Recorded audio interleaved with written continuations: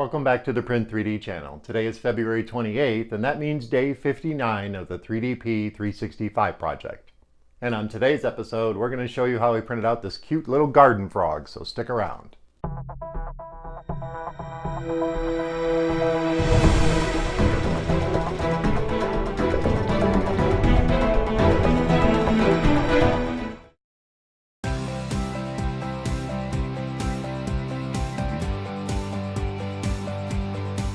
Welcome back, and thank you for joining me here for day 59 of the 3DP 365 project.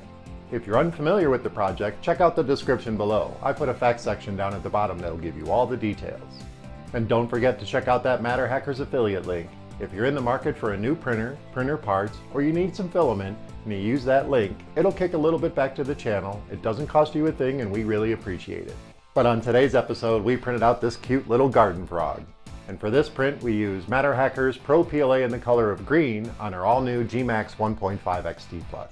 While browsing around on Thingiverse for something to print in my green filament from MatterHackers, I came across this really cool garden frog.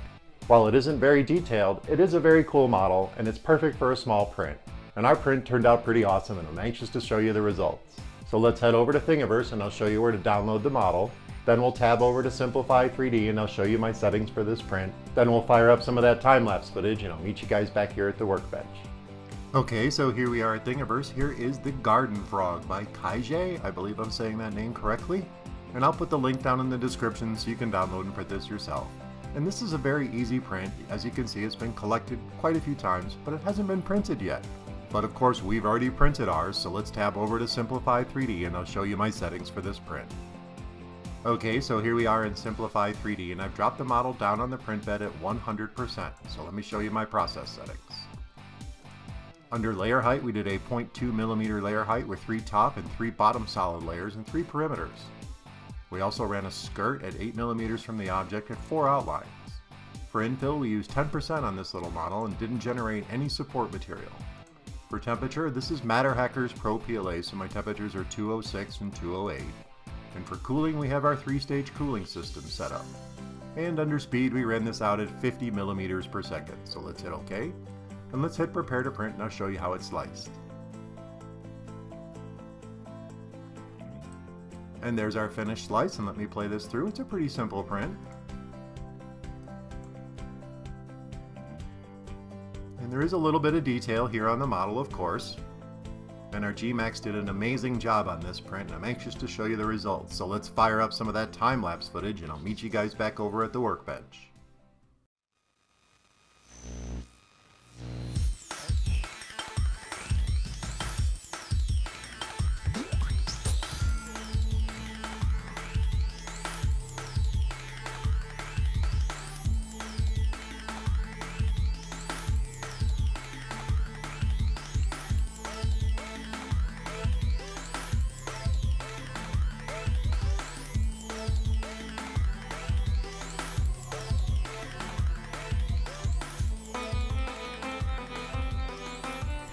Alright, so that was a cool little bit of time-lapse footage, and here is our finished garden frog. And I'll put some close-ups in at the end like I always do.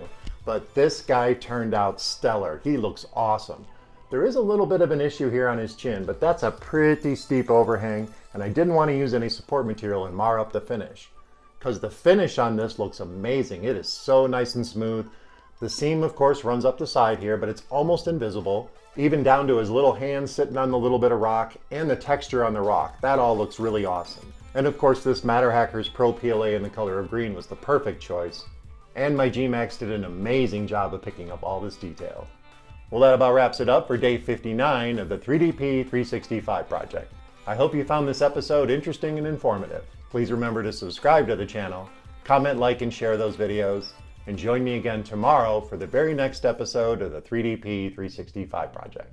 Our little garden frog turned out awesome. He is definitely a candidate for gMax size.